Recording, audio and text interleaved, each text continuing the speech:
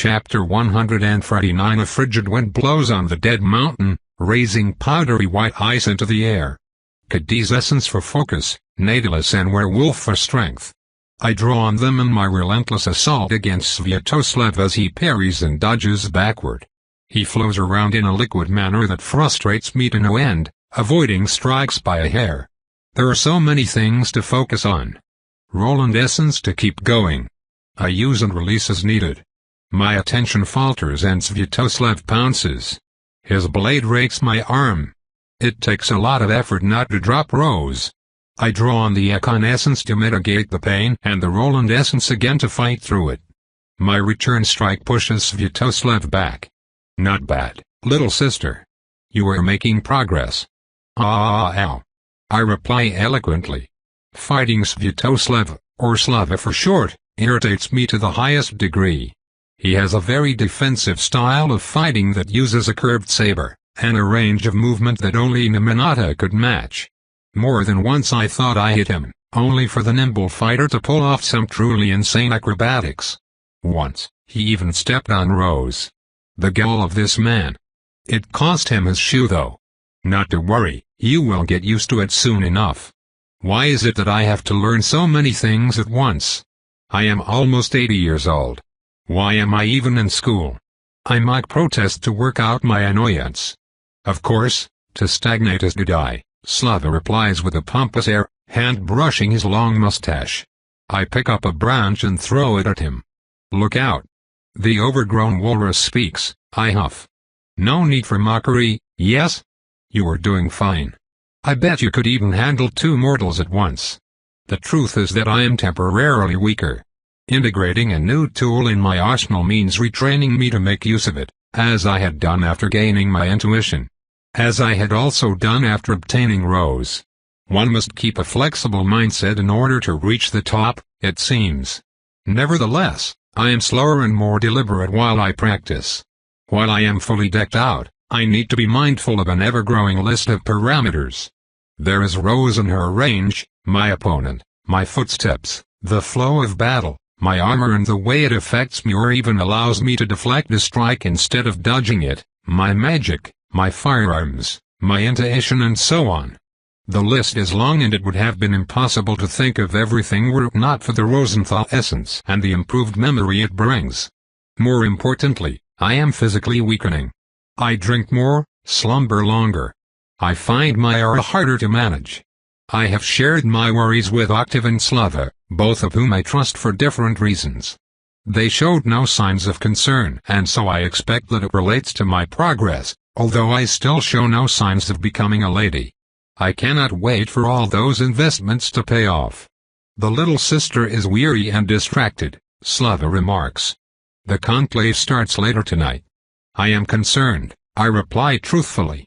Ah yes, you wish to convince those crusty old fools that you know better. That is Manfred's project. A proper lady does not shirk her responsibilities, is it not what the English teach their little ones? I am not English. They do not shirk their heritage either. Please stop aggravating me. Sviatoslav shrugs and smiles, and we talk a bit more about his life. The ancient warlord is an endless source of anecdotes and amusing tales, some of which I highly suspected to be embellished. He carefully avoids the topic of his relationship with the Kalinin.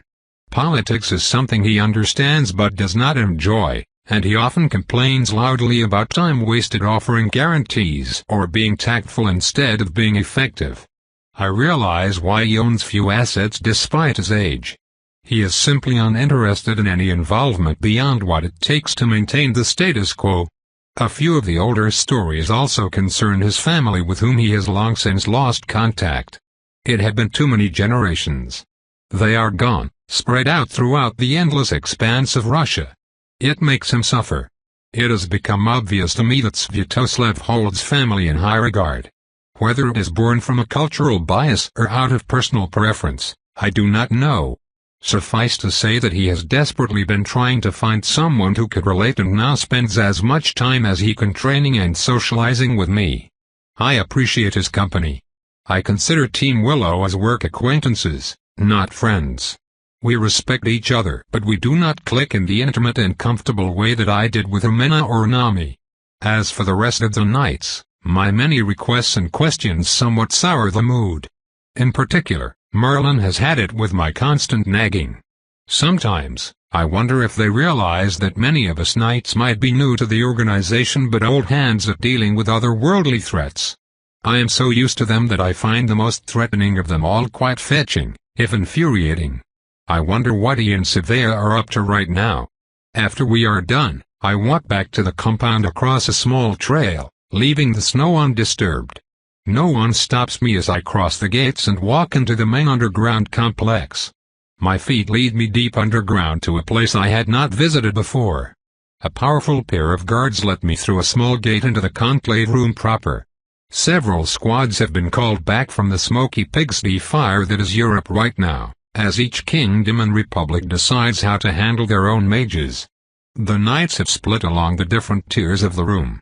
Down on the ground, high wood seats around their table of polished black stone will host the officers, most of whom are fashionably late. The second tier, a bit above, hosts the bulk of the true knights, while the last tier sits on a mezzanine borne by massive ionic columns. I find my fellow squires leaning over the balustrade and take the stairs up. Contrary to their habit, the knights have eschewed white austerity in order to give their center of debate more gravitas. Pale and black frescoes cover the walls, showing heroic fighters triumphing against all odds. The ground is polished to a shine while enchanted lanterns provide a calming blue glow. I even spot a few golden leaves on a few of the characters, the only one I recognize being Octave. It must be quite nice to become old enough to have a temple dedicated to oneself. I could imagine some ancient lady visiting a museum of statues and seeing her own breasts immortalized for the ages, nipples fully on display. Yes, I should stick to painting others. That would be best. We settle down and I realize that Manfred is nervous. He holds in his talon hands a sheaf of papers covered in annotations. His speech, counter-arguments and examples are all organized by color code. I would be amazed by his dedication, but I finally understood the man. Manfred is obsessed with improving his combat capabilities. Nothing will stop him on his quest to become deadlier. I actually asked him once if it saddened him that no amount of effort will ever allow him to match the antediluvian horrors of this world. He answered that he did not care a bit about the wrinkled old farts, he only pursued self-improvement. It was a brilliant night if he was deadlier than before when the sun rose. It was not a bad approach, not with how flexible he was with the rest. He has found his path. Despite the ever-increasing number of vampires, the room is perfectly silent. All preparations were completed long in advance, and anything said here will be heard by dozens of ears. It would also be an admission of weakness, since anyone with a bit of sense should be ready by now. Without a noise, not even the susurrus of fabric, the room fills nearly to capacity. The third tier remains the least populated by virtue of the comparatively large space we occupy with our small numbers. The knights never have that many recruits at the same time, and those who stay with them do so for centuries. Down in the inner circle, Octave has joined. A severe beauty in form-fitting armor and sensible brown hair tied modestly sits by his side. I also see Marlin, the shade trainer, and another few, less important figures like the librarian. I assume that the newcomer is Lorica, Octave's peer and one of the three co-founders of the order. The ceremony begins with a few oaths reminding everyone present what the knights stand for: peace, justice, honor. They are merely repetitions of what I already agreed with, and so I bow to tradition. Many of the oaths flared to show sincerity. I find the experience uncomfortable, like bearing one's calves to a stranger. Finally, everyone sits and the first order of the day is discussed, the current chaos engulfing most of the civilized world. The countries where Mask's presence is the most prevalent, mostly England and France, have decided to identify and regulate their magical population despite the objections of the Church. Spain and the Italian states have taken a more drastic route, with anyone suspected of sorcery forcefully shipped off to the New World, possibly due to the power of the Catholic faith there. As for Prussia, Her history of ruinous religious conflicts led them to adopt a more lax approach, with every major population center deciding for themselves. This has led to a few key cities like Frankfurt becoming centers for refugees. Reactions in Eastern Europe are both more diverse and more extreme. In Polish and Hungarian cities, pyres still burn, belching plumes of smoke day and night. The reports are short and to the point, the vote, fast. Everyone already came with their own conclusions based on freely circulating information. We squires do not have a voting right, therefore we are reduced to watching the proceedings. The knights decide to petition Mask and convince their leadership to share the majlis they will have inevitably acquired. Measures are taken to protect affiliated mages from persecution, and to convince select groups and individuals to come under our benevolent rule for their own good and that of their families. I really should be in Marquette to take care of my territory. We live in an age of turmoil, and those who adapt the best will come up on top. I simply cannot afford the risk, however. One of my saving graces is my dangerous battle potential. If my rivals know me to be unstable, they will pounce. I hope Melusen is fine. I almost miss her jabs. My worries and the little interest I have in the minutiae of the proceedings almost make me miss the time. Manfred's petition relates to training, a minor element in the grand scheme of things. As a result, he is one of the last speakers to address the crowd. Squire Manfred wishes to present to us a proposed modification of the night training program. Squire, please join us on the floor, Marlin says. The local administrator has made his opinion clear. The official proposal was improvement of the training program, and by forcing Manfred to walk down instead of speaking from his seat as the others had done, he forces a 10-second travel down to the center of the room. Every tick of the clock stresses Manfred's status as an outsider. However, the Roland master is as stubborn as expected, and he approaches his speech with a refreshing giddiness that the rest of us have lost. Ladies and gentlemen, my fellow knights, I have little need to remind you that the world is changing faster than ever before, and so do the challenges that we face. The mundane governments have remembered the existence of magic and will soon dig deeper to see how far down the darkness spreads. The mages have spread and multiplied across the planet, and now their numbers are so high that they have become a tangible concern for rulers everywhere. A new age is upon us, one we are not fully equipped to handle. He takes out his notes and starts quoting a few incidents in the past where the results of squads were less than optimal. All of those are instances where the knights had to contend with new situations brought about by modernity, stopping a train, taking over a powder reserve. They are handpicked to illustrate his point. In all those instances, the tools used against us were not blades or magic but the inventions of man. Guns. Explosives. Engines. We are letting the mortals gain a monopoly over technological innovation. As knights, our greatest advantage has never been the sharpest blades or the fastest bodies. It has always been cooperation and preparedness, the use of the right means in the right situation. We must no longer delay in acquiring said tools for ourselves, so that no aspects of warfare shall find us wanting. As such, I propose that we introduce firearms and firearms defense training to the curriculum, as well as optional training in powder-based sabotage, mundane lockpicking, all and anything that could be useful in our arsenal. In order to show how my proposal would affect our abilities, I have taken the liberty of exploring alternate solutions to past situations our knights actually encountered. I helped him with that and nod as he demonstrates how long-ranged guns would have been useful in assassinations, or how powder charges could have been thrown through the portal last month. He explains that guns would offer more options against Gabrielites and essentially all faith-wielding fighters by nullifying the effects of their crosses. The presentation is not too long, but it is thorough and extremely concise, and he finishes long before boredom can set in. Thank you for your attention. I will conclude by reminding everyone that the only way to stay at the top is to get to the new top before the others do. I have spoken. We do not applaud. It is not tradition. A few people nod to acknowledge his good points. Then comes the time for objections, and Marlin unfortunately takes the helm. My fellow knights, one could spend a lifetime studying warfare and still learn little. There are only so many hours every night and a great many subjects to cover as it has been for generations. During our history, we have encountered several innovations, but many of those have gone the way of the longbow or the catapult. And we are still practicing as we have. Some people chuckle. Too many people.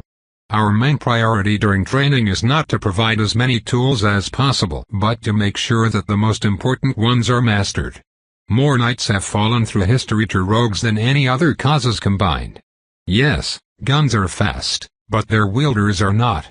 Very few throw the kind of projectiles that harm us. In fact, only Squire Ariane has proven to be dangerous with one, and she has both our speed and a pistol that mortals cannot handle. Marlin continues his objection. I can summarize his argument easily: the time investment does not make it worth the effort. We would need expanded facilities. We should focus our efforts on political pursuit. All of those are valid excuses that he exposes to undermine our point, but I know the truth: he finds us annoying. Rigid minds like him search for reasons to say no instead of factual truth. Manfred gets a chance to answer and he does, but by that time the cause is lost, as I expected. I can see annoyance and impatience in the minute changes in some of the knights' postures. The main reason why we do not consider guns as a worthwhile pursuit is that we have never tried. The knights are deadly in battle, with or without guns. Politics will also accomplish tasks that a fist will not, but in the end, we are knights, not envoys. Battle is our speciality and weapons our focus. All weapons. We should at the very least explore the question. That was Manfred's secondary plan in case Marlin opposes us as firmly as he has. Throw us a bone, he says, you know that we are correct and you are a bunch of arrogant, stubborn old farts. Or something of the sort. I might be projecting a little bit. Very well. Squire Ariane being our only gunsmith. His words drip with disdain. We will allow her to use the armory to make parts for volunteers. We will also explore anti-firearms techniques. Squire Ariane, please see me after the meeting. He will not have to ask me twice. I love shooting people, and I was planning on doing just that. I thank you for your support, Ariane. You truly are a worthy rival, Manfred tells me as we leave the room. Phineas rolls his eyes. You are welcome. I am sorry that your efforts were hampered, I reply. Think nothing of it. We shall use the opportunity they granted us to demonstrate the values of guns to our kin. They might love tradition, but they love winning even more. It is only a matter of searing the lesson painfully into their flesh, bullet by bullet. I commend you for your positive and wholesome attitude, Manfred. Later that night, I sit across from Marlin in his tidy office. He is not amused. Congratulations on convincing the council of your arguments, he starts. Why thank you, I reply, ignoring the small jab. We did not convince them. He made sure of it. We merely received a consolation prize, and Marlin will make sure to dispense it like a miser. I would still like to point out that instruction is to be taken seriously. I expect a report on how you will proceed as well as a list of the things you will need. Teaching knights is a serious endeavor and only the most prepared and determined of teachers will be accepted. This is no game. I hope that I am making myself perfectly clear. As an answer, I grab a file by my side and remove my project plan, complete with possible training hours and a detailed list of supplies I will need. It amuses me that he would think me unprepared. The next night. The compound arena is the only place designed for ranged training, and even then only the most basic one. The few vampires who use ranged weapons come to the knights at expert level, and have no need for targets unless they stand a mile down range. My two students stand before me, ready for instruction. There are a few rules about gun safety, gentlemen. Rule number 1, when you are not directly looking at the gun, tiny powder fairies load it with live ammunition. Manfred frowns mightily and brushes his villainous mustache while Phineas tilts his head. Is this an enchantment specific to this weapon that I do not know about? The Roland Master asks. No. Every gun is the same. That is why the consequence of rule number 1 is that you always treat a gun as if it were loaded, and you do not point your gun at someone you do not actively intend to shoot. Threats are fine too, but you must be willing to shoot the person if they mouth off. Similarly, keep your finger off the trigger if you are not going to pull it. We may be able to regrow fingers, but the process is quite painful, I assure you. I understand. I have learned how to handle blades before, Manfred scoffs. Blades have less range and it takes quite the acrobatics to rip off your unmentionables with a twitch of your finger. Therefore I advise you to mind my words and to keep the barrel pointed in a safe direction until such a time as someone gets demoted from person to target. Right now, the ground is a safe direction. The two accept my explanations. I have already proven myself, after all. Octave often leaves our training sessions with his shirt burned and stained. I only have my own revolver and there are 2 students, so I picked Manfred to start because he started the whole affair. I take my time to show Manfred how to hold the gun properly, and a proper stance. Balance is just as important as strength when wielding my big iron. Thankfully, we do not have to worry about breath control. When you are ready, line up the sights on the target. You must focus on the front sight, then align the rear sight. Once you have done so, pull the trigger. Watch for the recoil. You may begin when ready. At first, I thought he would aim for the head, but he reconsiders and aims for center mass, thus achieving an accidental headshot. Not bad. That thing kicks like a nightmare. Yes, a mortal may only shoot my gun twice because of that. Why twice? Humans only have 2 wrists. Moving on, calmly shoot 5 more times and try to get a feel for the weapon. Please make sure to take your time and aim properly. When you are done, place the gun safely back on the table. Manfred is nothing if not disciplined. He is calm and talented enough to turn the dummy's chest into a shredded mess. His eyes glint in the semi-darkness. I could get used to this. Good. You will practice with my big iron while I build your own. You will build my own? The man replies, excitement clear on his face. Yes, for you and Phineas. We could train with mortal weapons, but it will be faster and more efficient to let you get used to customized weapons. Can I pick the color? Phineas asks. Oh, and the design of the grip? Manfred adds. HSSSS. More work. May 1864, 3 months later. Spring has returned to the Ural, and nature has erupted from molten snow, green and vibrant. The air smells of sap and blooms. We stand at the edge of the forest not far from the compound, one of the endless training spots knights can use. I did not pick this spot at random. The difficult terrain will prove useful. Before me, my students are arrayed. They stand with guarded expressions as they sometimes cast furtive glances at my bullet belts. It might not be the most fashionable item, of course, but few people will ever inform someone with a bullet belt that they look drab. It would be unhealthy. Welcome to the first class of bullet avoidance. In this course, I will shoot you and you will attempt not to get hit. Team Aspen looks chagrined for some reason, except for Manfred who carries a shield and the I'm ready girl who can see the future. It shows that they know very little and will sorely regret their overconfidence. Bullet avoidance is different for us than it is for mortals because of our speed. Nevertheless, both the mortals and vampires can use cover. We will begin with that. Are you telling us to hide? For mortals. Anatole asks with disbelief. I almost shoot him there and then. I have not forgotten. Yes, I am telling you to hide if the situation calls for it, such as if you need to protect a mortal or if you feel like playing cat and mouse. Now, there are 2 elements you have to choose when picking your cover. The first question is, does it break the line of sight? I will let you guess the second question.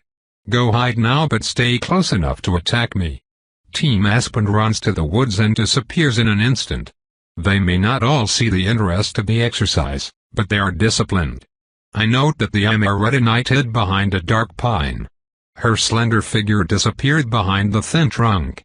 I could not do that, because my armor is too padded at the back. For added protection, I suddenly find the Amaretta witch vaguely annoying. Her cover will also illustrate my point nicely. I aim and shoot as fast as I can, and, although I see her start moving before I pull the trigger, I adjust my aim to compensate for her own intuition. The bullet shreds the edge of the tree and lodges itself in her thigh. Ow. Kazo. HSSS. Thank you for illustrating my point. The second question you need to ask yourself is, can my cover actually stop a bullet? If it does not, you are devolving from a moving to a stationary target. You do not want that. Now, hide better. The exercise continues, and with every advice, the nights grow less contemptuous. If you can see the dark in my gun's barrel, it is aimed towards your face and you need to move. Remember, most of us cannot outrun a bullet, but we can always outpace the shooter. Active avoidance is not something that mortals can reliably achieve. This part of the training remains brief since most of the knights have been shot at before and understand the concept. Lateral movements will make you harder to hit. Anatole weaves right and left. I aim and wait for him to pass in front of the barrel again, then I shoot him. He looks particularly aggravated. I am enjoying every second of this. Being unpredictable makes you harder to hit. Do not allow your foes to stop aiming and shoot you when you pass in front of the barrel. Most mortals would not be able to do so, but Gabrielites train exclusively to shoot it where we are going to be. We should not make this task easy for them. Duck. This one is easy. By staying close to the ground, we offer smaller targets. I also advise the use of face masks, though I know that many of us cannot stand them. Head protections affect our senses. I just believe that one can adapt to them, and the added protection makes it worth the inconvenience. They remain unconvinced. I do not mind. Classes continue for a while and we finish the course in a little less than 20 lessons. The squad develops several techniques such as hiding when being the focus of sustained fire and letting other squad members close in. They also enjoy attacking at an angle so that enemies have to stop shooting or risk hitting an ally. The exercises turn into games where I, the unmoving shooter, need to be overwhelmed. It calls to their predatory instincts. The module is a success and Marlin grudgingly accepts its addition to the standard curriculum. Another victory for us comes when Marlin is forced to ban the use of guns in standard exercises. While we are not making any concrete headway, vampires can always smell weakness. They know that Marlin would not ban something unless it were dangerous, and a few more recruits join my private lessons. Even Esmeralda gives it a try until she realizes that she cannot absorb a gun into her wolf form. I am more impressed by the fact that she can absorb her armor. Training continues over the next 6 months. During that time, I make remarkable progress. Between Octave's and Sviatoslev's lessons, I grow deadlier by the day even though I feel a bit weak. Through determined practice, I merge all my abilities into a fluid, aggressive style until the results finally speak for themselves. One fateful night, as I am sparring with Octave, a series of exchanges turn into a hotly disputed exchange. I feel it then, I feel a path to victory and absolutely outdo myself. For one fugacious instant, the world is perfect. I know everything that will happen. I know exactly where to strike, how to press, how to force a step back, a dodge, a deflect, a series of maneuvers that will grant me that one tiniest of openings in Octave's adamantine defense. I land a blow. It is merely a glancing blow, but I did not use a gun this time and the slice appears clearly on Octave's pristine shirt. The spar stops. In the deserted arena, Octave inspects his damaged piece of cloth. His gaze travels up and he gives me a respectful nod. Satisfactory. Let us see if you can reproduce it reliably. We try again and fail without surprise, but I do remember this feeling of floating, of being perfectly in control. I cherish it and commit it to memory because I know that I will find it again, one day, and that it will take at least that much to face the ultimate foe. Around the same time, I receive a message from Constantine in the form of a letter. Ariane, thank you for bringing this threat to my attention. So far, we have had no reports of increased portal activity, quite the contrary. It appears that the existence of hounds and the fate of those who capture them has finally started to spread, and even the wildest of mages have turned to other endeavors. Nevertheless, I took your warning seriously. You will find attached to this missive a construct that will reinforce the weave of this world and deaden magic as a result. It can be set in a Mirrodin-style array, However, you will need at least 3 other mages to stabilize it. I glanced through the spell's prerequisites. As expected of Constantine, he has managed to turn an impossibly complex problem into a series of logical steps that even a donkey could follow. The spell would make it extremely difficult for one of the skeleton things to tear our planet to shreds. The short range is not really an issue. We would go in as soon as the spell takes hold. Casting magic while inside the circle should be almost impossible, reducing the struggle to one of physical capabilities alone. I am certain that we can manage. I would love to know who shared those calculations with you. I am certain that Constantine would love Sevilla, perhaps a bit too much. I shall ask you to be careful. The drive west has created rifts within the Accords, while Mask has shown an inclination to finish what they started. Those of us who wish to build a lasting society sorely miss your dedication to the cause. When you return to us, you will find a warm welcome. A better welcome than the first one I received, I hope. I have not forgotten what he has done. I do wish I could at least kill Anatole. It is not fitting that my kill list should contain more than 5 names at any time. Finally, 2 years after our arrival, Marlin summons Team Willow to his office. You have passed all the elementary classes and your instructors are satisfied with your progress. As such, you will be given a mission to fulfill as a true squad. Your performance will be judged and, should you prove yourselves, you will receive dedicated training in your respective roles in preparation for your nomination as true knights. Take the details and go, and for the love of the eye try not to start an interdimensional war. I am not the one starting it if they attack first. Chapter 150 Join up with a local visiting lady and investigate a string of disappearances, Phineas summarizes as we step down from the train. It looks straightforward enough. What if a group of bandits is to blame? Do we pass the test anyway? First, I reply, a lady would not move for a group of bandits. Second, I have a strong feeling about this mission. Your intuition again? My intuition told me to move, and that is why I requested said lady to move. The rest of the squad takes a moment to catch my meaning before looking at me with a mix of horror and fury. You made this mission happen. Yes. I contacted the lady and she requested a squad. This mission is your doing? What if Marlin decides that you broke a rule? We will have to repeat training or be expelled in shame. We are not to interfere with the examination process, Phineas complains. I roll my eyes. This is a night test. We are not students sitting in rows to write on the merits of constitutional monarchy, Phineas. You may have forgotten what matters. The Vestal shakes his head. What could be so important that you would risk antagonizing Marlin even more? I push the anger down. What indeed? How can they not be concerned? You remember that we faced invaders from beyond the veil and discovered that they were not just intelligent, but they knew a category of magic that quite literally kills the world? And you think that they would mysteriously learn how to open a gate from the other side? Yes, absolutely. They even captured the mages who conducted the ritual, I answer with anger. And our superiors in the order obtained the bodies, and they know of the situation.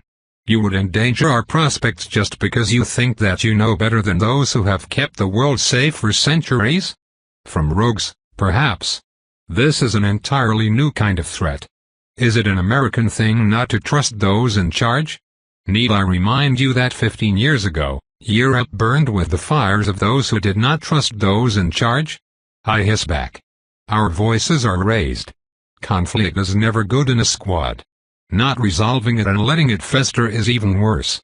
Those were mortals and their governments, not the knights. I think that we can safely wait for a proper deployment instead of rushing in ourselves. We were properly deployed, I retort. Because of you. And if Marlin, in his infinite wisdom, decided to accept the call, then perhaps you should too? We are wasting time. Enough of this, Lars interrupts.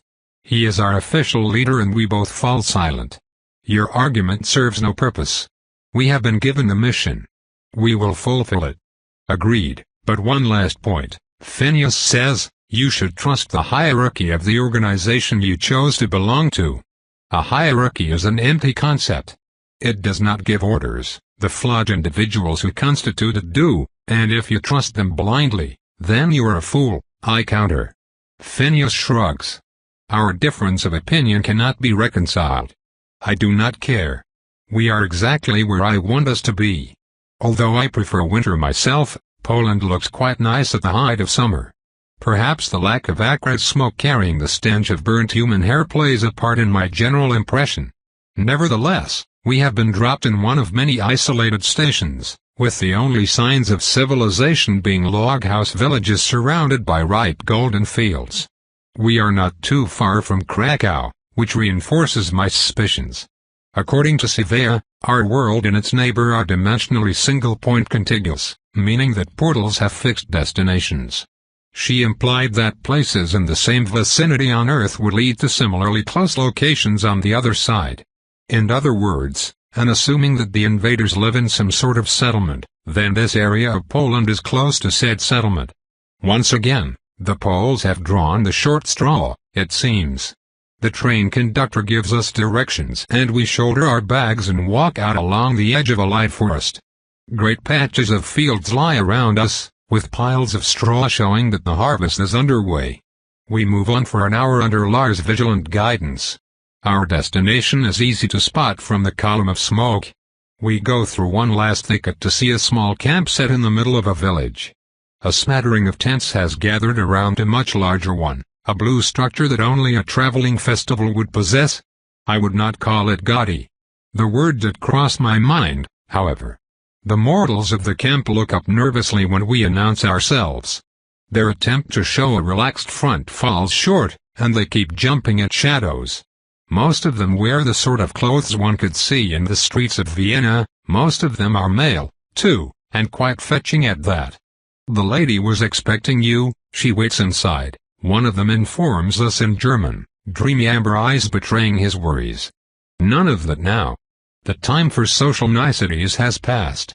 A female voice explodes from the inside.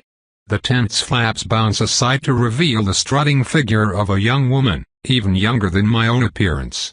She has black hair and velvety dark eyes that glance at Phineas and Lars with naked interest before landing on me.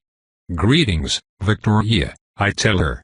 The tiny lady is the very same I met on the train as I was going to Tauron's castle, sans her protégé, this time.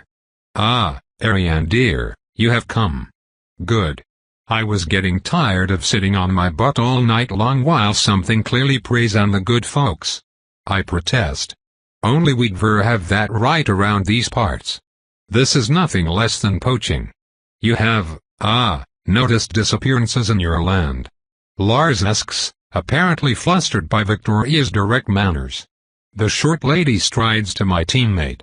She is shorter than him by a large margin and still manages to look down upon him. Ariane. Who is the blonde stud? May I present you Lars of the Arenwald, our team leader. He is the face of the group. A pretty one too. I love the vacuous expression, as if I could shine a light through his ears. It reminds me of my first lover. So, boy toy, have you noticed something about this village we currently stand in? It is unremarkable apart from the fact that the doors are open and there is not a single soul to be found. It is missing its inhabitants, our fearless leader replies. Excellent. Do knights come equipped with a functional cortex now? What a brilliant innovation. She turns to Esmeré. The shade I presume. Another Vanheim lost lamb? Our teammate growls softly. Oh, a wolf. I like wolves. I remember that she mentioned killing one with a pitchfork while she was still mortal. Nicest pelts. How about you? Phineas of the Lancaster, madam, at your service. An Englishman. You are far from your shores, islander. So, Ariane, you mentioned that those creatures from beyond the portals may have found a way through. Are they the ones responsible for this act of depredation? I think that it is likely. And are they humanoid? Yes. Wonderful. Have you tasted one yet? I have not had the opportunity, alas. Scandalous. We shall remedy this situation forthwith. I brought 2 mages, by the way, as you requested. Where are they now? Henkel. Steiner. Comparaz. She can certainly bellow for one so diminutive. Her voice has the stable, high-pitched quality that I associate with trained sopranos. As we watch, two men sheepishly exit the tent while shoving shirts into their loose pants. I hope they are not too drained, I remark. The ritual requires quite a bit of power. Oh, they are drained all right, just not of blood. You can rest assured that they have ample stamina. I checked. I cannot prevent myself from groaning. Aha, still prudish I see. I am not prudish, you are outrageous. Bah. You are still a child. I can give you suggestions later, for now, we have a quarry to hunt. Do you happen to have a plan? Yes, in fact. Lars. I have a map. We follow Victoria inside to find a positively princely arrangement, a large bed with a scarlet canopy, a low table surrounded by plush pillows and a massive writing desk in warm colors. Lamps provide enough illumination that mortals could comfortably read. I wonder how she transported all of that to this remote region. It also smells a bit ripe and I scrunch my nose in displeasure. Leave the tent flap open, Dari, we could use some fresh air, our host says without shame. She invites us to sit down and I eye my purple ottoman with no small amount of suspicion. It appears to be clean. The sight of all of us armored warriors on fancy colorful pillows amuses me. I allow myself a smile and commit the image to memory so that I can paint it later. Lars does not care about the scenery or anything else. His mind has a single track and he picks a map from his backpack, which he unfolds on the table. It shows the surrounding area with a degree of precision that local noblemen would envy. It was made by the previous master of Krakow, who has temporarily left. These villages have been emptied of inhabitants, he says, placing little pins on our current area. There are 9 of them, covering the map in a haphazard fashion. He then starts applying little blue flags on top of the pins. Those 2 were evacuated due to the disappearances. This one was partially destroyed during the Troubles a year and a half ago and the last holdouts recently gave up due to persecutions. This leaves 6 unexplained disappearances, all of them without witness and without violence. He then places little red flags on the remaining pins, revealing a clear pattern. Those 3 villages are in the same vicinity, only separated by a deep pine forest, and their inhabitants all went missing in spring. You are well prepared, Victoria sneers, eyes fixed on the fancy colors. We received information from the local master, Lars continues, and those other 3 villages went missing within 2 weeks of each other. We have a patch of destroyed villages and then 3 others in opposite directions, like someone scouting around. Quite the problem indeed. I wonder why no one acted before, Victoria says with a frown. There are too many disappearances and pogroms happening all over the world right now, especially in communities suspected of Magri. One of the first villages to disappear had Jewish inhabitants and it was not seen as too unusual. We are only noticing now because we were expecting it. How kind of him to take credit for my vigilance. I see. We must scout the epicenter of the event. Indeed. And the mages? Why are they needed? I have a spell that should prevent their undead mages from defiling the world too much, I explain. What do you mean by defiling? They steal the energy from the world and kill it. It feels hollow afterwards, dead. The energy tries to return but too many of those and... I was informed that the world beyond the portal was dead and felt thin. Could it be related? Either it was from the start and the undead mages found strength where they could, or they harvested energy until they killed the planet. How many generations of casters would it take to achieve this?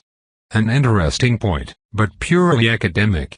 We should make sure never to find out. And your spell would prevent that from happening? I hope so. Our world does not want to be moved and this will improve its inertia. We must try it.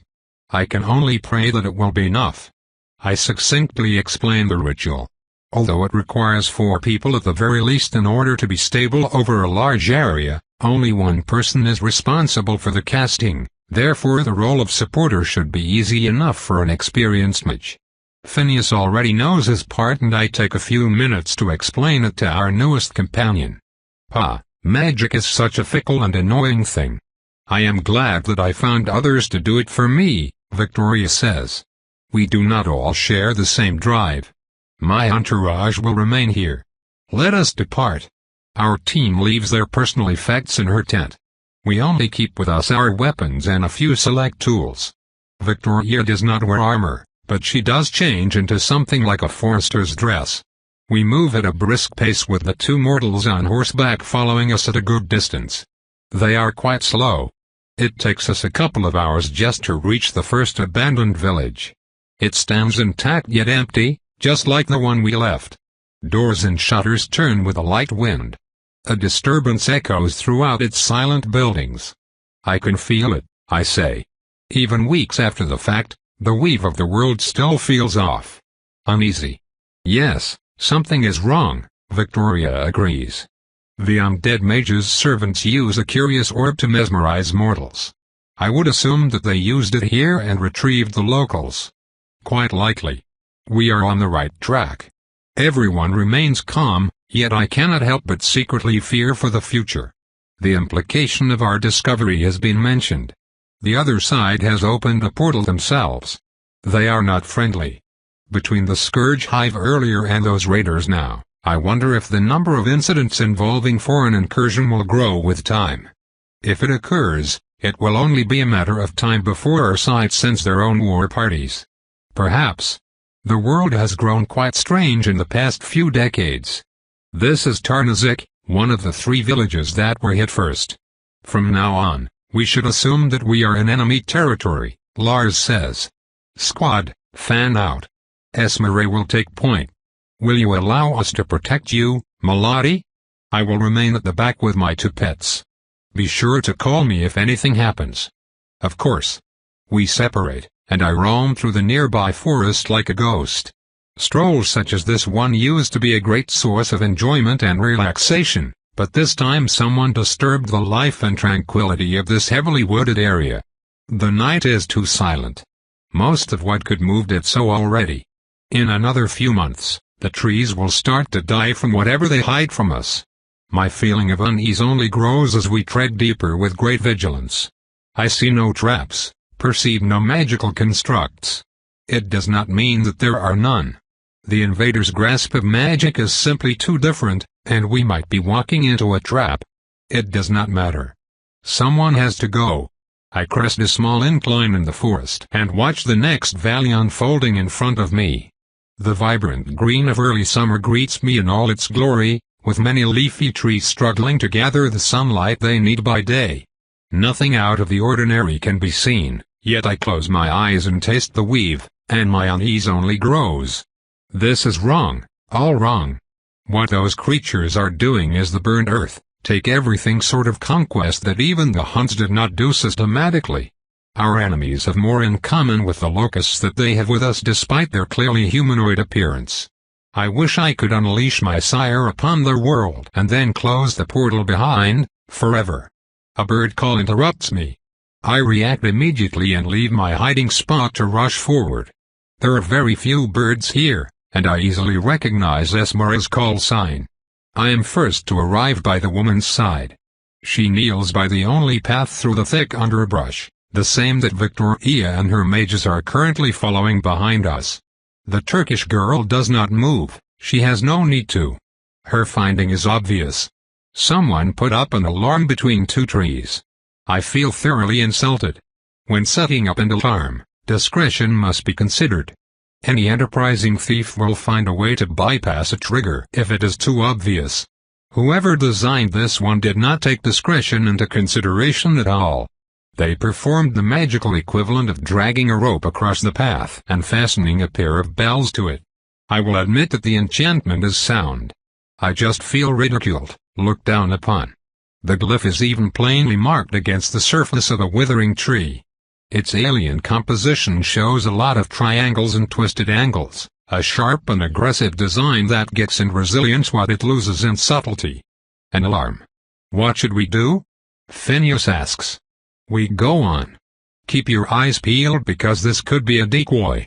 I want to find the main base quickly. Lars orders. The hunt goes on. At first, we follow the uneasy feeling, but soon it proves unnecessary. There are campfires in the distance.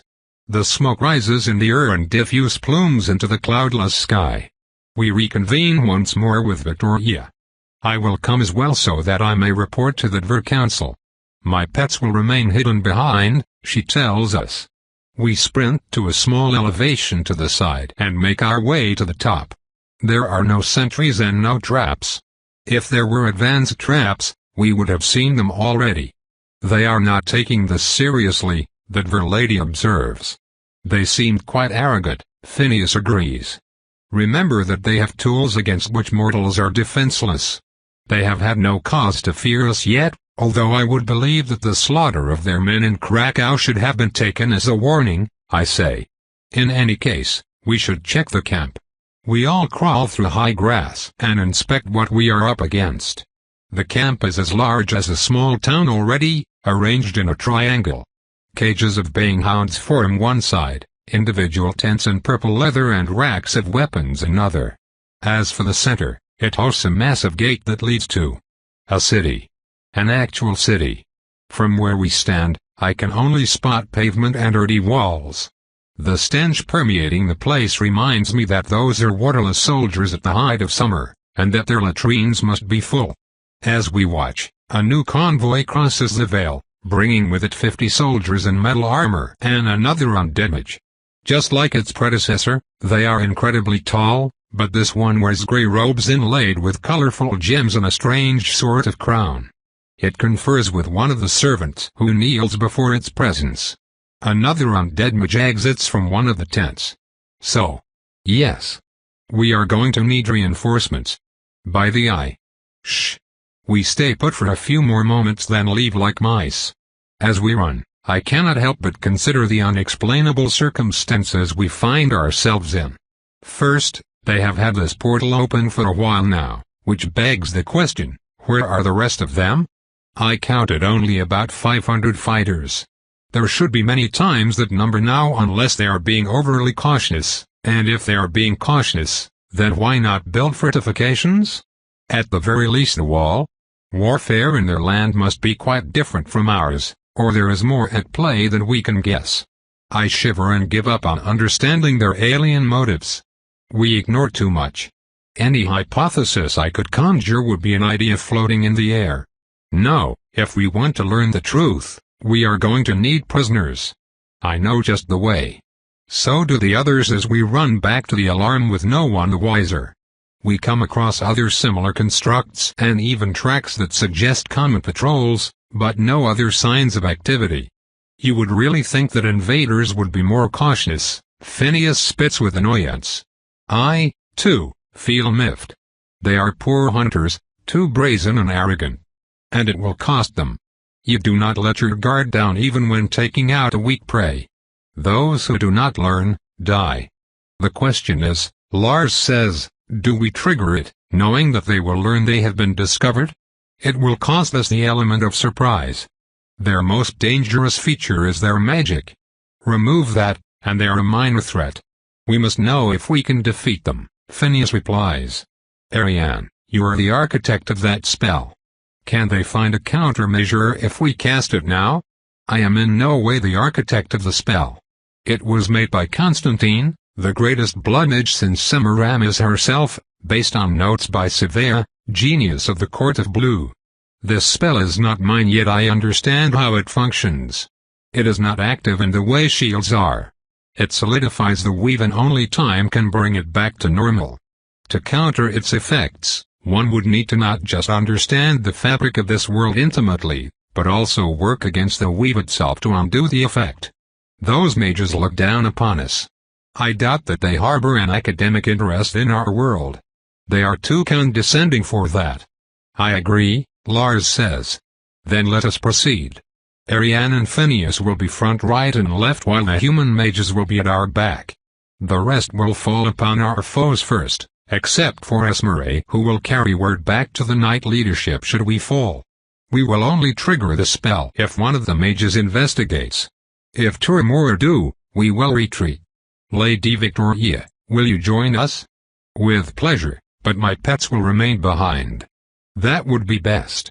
Remember that the soldiers we first encountered killed themselves when captured. Try to bite them before they realize they are doomed. Slay the mage, and watch out for strange artifacts. We are gone in a moment and I settle to wait. We stay unmoving for half an hour, then I see our quarry through a gap in the trees. Two men with hounds trot along the path in relative silence. They have no light with them, instead, they wear helmets with visors decorated with two tinted glass circles. It likely allows them to see in the dark. The two men pass by and we decide not to trigger the spell. We wait for another minute and hear the ululating cry of an owl, the signal for a meeting. I find 4 bodies near the alarm. Both hounds and their guardians are dead. They do not commit suicide, Lars says laconically as he holds a warrior with white foam still dripping from his chin. They are killed remotely? I ask. Instead of answering, Lars peels back the man's gorget to reveal a glyph tattooed under his throat. The symbol is dark and smoky, still smoldering after its activation. It shares the angular nature of the alphabet used for the alarm spell. I cannot read it. I find it unlikely unless the observer has vampire-like reflexes. He started to die the moment I took over his mind. A countermeasure then. Probably, Vicaria says with a frown, and it explains why the invasion force is so small.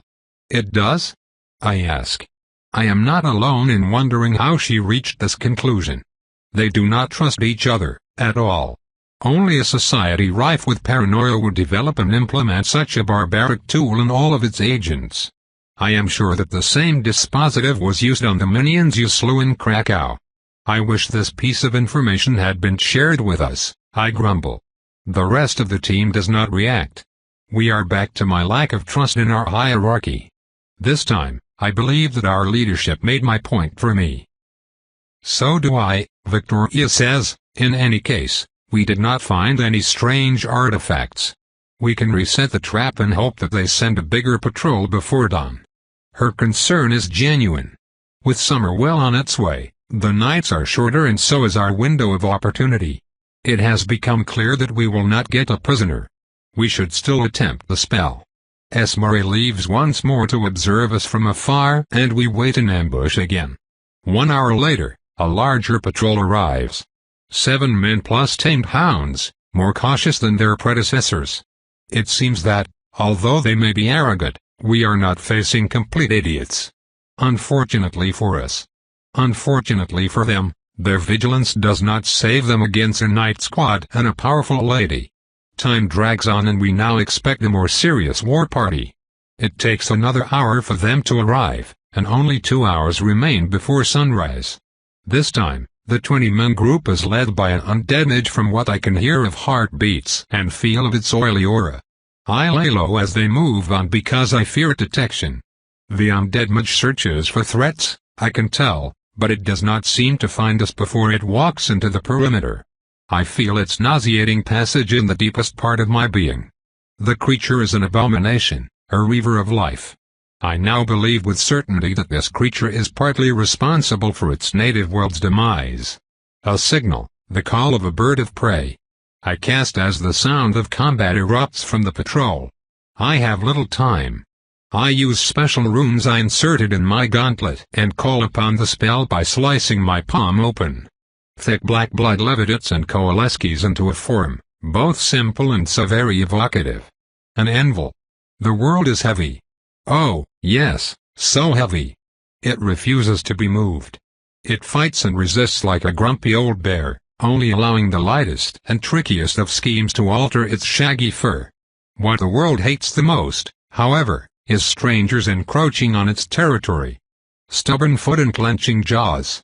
Downward boot and closing maws. Transgressions won't be suffered. Not by hand and not by word. The trap shuts close like a fortress gate. I gasp. So powerful. Gravity and inertia and every other little thing we like to disregard slam on me like a yoke and stay there. For one precious moment, I fear that I may have killed my teammates, then I move and everything is not right, but in working order. I may be just a tad slower but not by much. Every step is close to my usual speed, even though I feel the world holding me back more acutely than ever before. It feels like a stern guardian allowing me to cheat for the greater good. It knows what I am. I am only permitted to exist, for now, until the sun rises over the lost valley, and a massive, building spell collapses. I arrive at the path to find that the melee is in full swing and that Phineas is missing an arm. He still dances between attackers and skewers a hound as I watch. Victoria carries the fight. I do not believe I had seen anyone fight with a trident before. Her foe hides behind a powerful shield, sometimes casting rays of fire that she gracefully dodges. Her strikes chip at it with repeated pings. She remains static and strikes perhaps dozens of times every second over a large area, testing for weakness, then she is gone. As for her adversary, it still casts. This undead is shorter than the previous one we faced and wears on its head a stylized helmet showing horns and long hair in the same dull metal his compatriots use for armor. A long black robe covers its desiccated body. It shimmers beautifully in rainbow hues from the cascade of jewels woven in its form. As I attack the first foe on my path, a few of them lose their spark and a massive bolt hits Victoria, sending her tumbling on the ground. "See Tyr," the creature screeches in a horrid voice like tearing metal. "Tyr. We are animals." I dispose of a fighter who was trying, in vain, to use one of the orbs to mesmerize Lars. I grab his focus and throw it back towards our exit. No need to offer additional resources to the monster. Rose is out in an instant and her thorny back lands on the shield. I infuse it with the essence the Watcher granted me for defeating the Herald and Shred. It distracts the creature for long enough to allow Victoria a quick escape from the next fire spear. Her limbs still twitch. I start running and drag the shredding part of Rose against the shield. This place is still filled with life, stubborn, angry life that refuses to move, and the creature uses its robe as fuel instead. Not only that, but it can still cast. I cannot. Dangerous prey. What manner of adamantine does it take to pierce through this level of magical inertia? By the Watcher. Finally, an interesting challenge. I hiss and duck under a blue arrow, never remaining static. The shield is weakening and second after second, more gems dim. All the soldiers are dead now and Lars' javelins plink against the protection. The monster stretches its hands. The temperature drops to Arctic lows. I even hear a trunk snap from the frozen sap. We remain unaffected. Schnell klein Tier. Fast and small animals. Perhaps some of the captured mages were German mercenaries and that is why it now has approximate knowledge of the language. No, Ariane, focus. Keep attacking. We must kill it fast, or else. I feel its will when it turns its glare on me and I feel something connect to my flank as I momentarily stop to reverse course. I check and see nothing there but a potential attention. The creature raises a skeletal hand. I see thunder. Dive. Need metal, quick. I drop on the floor and stab my spare knife on the ground, then rose too for good measure. I am kicked by a mule. Gah. Cannot move. Hurts.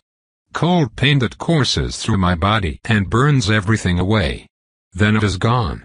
Actinic bolts still dance between my weapons, the ground, and the shield is fading. The creature snaps its fingers and disappears, landing 100 feet away. Impossible. Teleportation?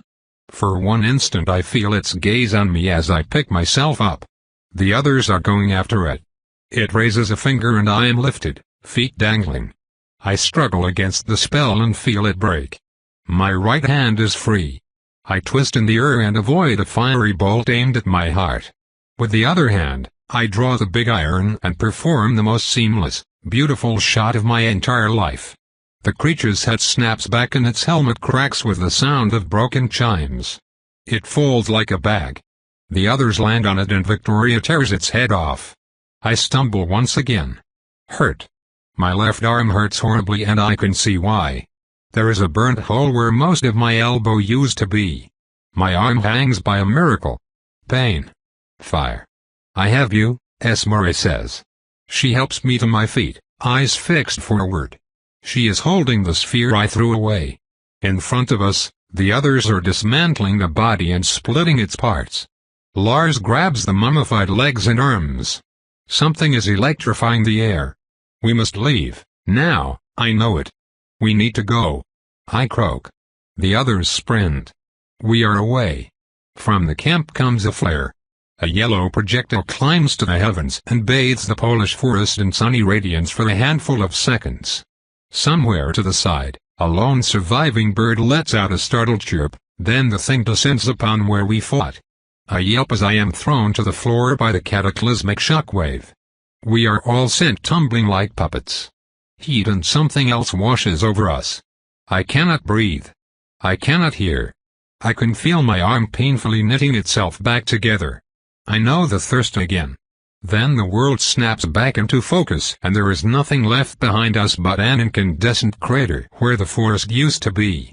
It spews spent life force like the fumes of burnt petrol, and I know that nothing will grow there again for a very long time. My ears pop. We need to keep going, Victoria says. Excellent advice that we all follow. We pick up the two mages who were huddling in the distance like they were ordered to and race back to the tent. Victoria's servants display shock when they see us arrive only an hour before dawn. We collapse around her table without a word. This will be a short discussion. The spell worked, Victoria admits as she brushes ash from her dress, though I shiver to think what would have happened if the creature could have stolen the life of the planet. A shame that we can do nothing against the shields themselves. We cannot use magic ourselves when the spell is active. I tried and it cost me dearly, Phineas says, his arm now half regrown. Enchanted items seem to work, I remark. My bullet functioned and so did their artifacts. Perhaps they function differently, or they entered the area already altered. It is Lars' turn to speak. He proves uncharacteristically talkative. Tomorrow, I will call the banners. The entire order must assist us in this endeavor. This is not the sort of disaster that we can tackle on our own. We will need all hands to face this threat. Ariane, have you shared the spell with us yet? I sent it to Marlin. Can it cover the entire base? Yes it can, though it will take a few more mages to do it safely. I will make sure that you have them, Victoria says. And I want to fight again soon. We must force the invaders on the defensive or they might spread through the countryside and wreak untold destruction. If only there was a way to get more fighters. We could use the regular army, I say, with muskets. They do not have to get close to the orb-wielding slavers to fight. Yes. I know of an artillery regiment stationed nearby. We will recruit them under the guise of dealing with dangerous separatists, then bring the fight to the mages. And artillery force? Oh, they will do nicely. Tobe continued,